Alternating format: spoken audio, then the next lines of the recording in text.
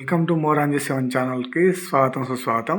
మన మోరాంజీ సెవెన్ ఛానల్ని subscribe and share చేస్తారని ఆశిస్తున్నాను. మనం టాపిక్లోకి వచ్చేస్తే ప్రజాప్రాతినిధ్య చట్టం గురించి 1951 గురించి తెలుసుకుందాం. ఇందులో ఉండే అంశాల గురించి మనం ఫస్ట్ చెప్పుకుందాం. రాజ్యసభకు పోటీ చేసే అభ్యర్థులకు కావాల్సిన అర్హతలు ఉంటాయి.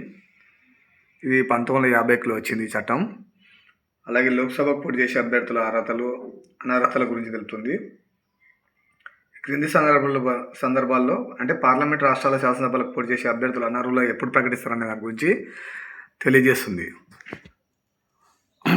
అయితే 2 సంవత్సరాలు అంతకంటే ఎక్కువ న్యాయస్థానాలు శిక్ష విధించినప్పుడు, అవినీతి అక్రమాలకు పాల్పడినప్పుడు, ప్రభుత్వ కాంట్రాక్టర్లుగా పనిచేసే సందర్భంలో, ప్రభుత్వ ఉద్యోగులుగా కొనసాగాల సందర్భంలో, గత ఎన్నికల ఖర్చుకు సంబంధించి ఆడిట్ రిపోర్టును సమర్పించిన సందర్భంలో, అవినీతి కేసుల్లో ప్రభుత్వ ఉద్యోగుల నుండి తొలగింపబడినప్పుడు ఈ సందర్భాల్లో అనర్హులుగా ప్రకటించే ఉంటాయి. ప్రజాప్రాతినిధ్య చట్టం 1951 బదులు రాజ్యసభకు ప్రతి 2 సంవత్సరాలకు ఒకేసారి జరిగే ఎన్నికల నోటిఫికేషన్ జారీ చేస్తారు.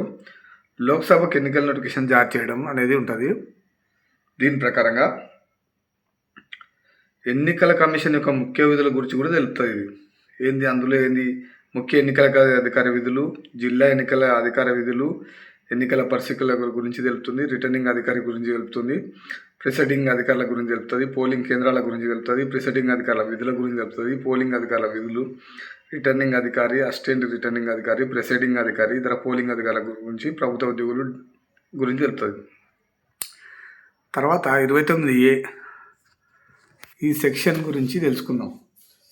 సెక్షన్ ప్రకారం రాజకీయ పార్టీల పేర్లు నమోదు, వాటికి ఎన్నికల కమిషన్ గుర్తింపునివ్వడం ఏంటంటే 29A ప్రకారం ఇస్తారు. 29B సెక్షన్ ప్రకారం రాజకీయ పార్టీల విరాళాలు సేకరించే అవకాశం. 29C ప్రకారం రాజకీయ పార్టీల విరాళాలు స్వీకరించిన అంశాన్ని ప్రకటించాలి.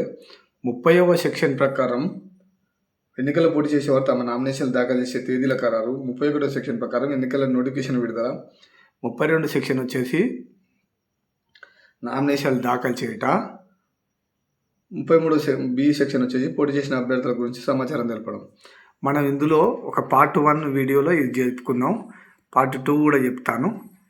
Okay friends, thank you. మోరాంజీ సెవెన్ ఛానల్ని సబ్స్క్రైబ్ అండ్ షేర్ చేస్తారని ఆశిస్తున్నాను. Thank you friends.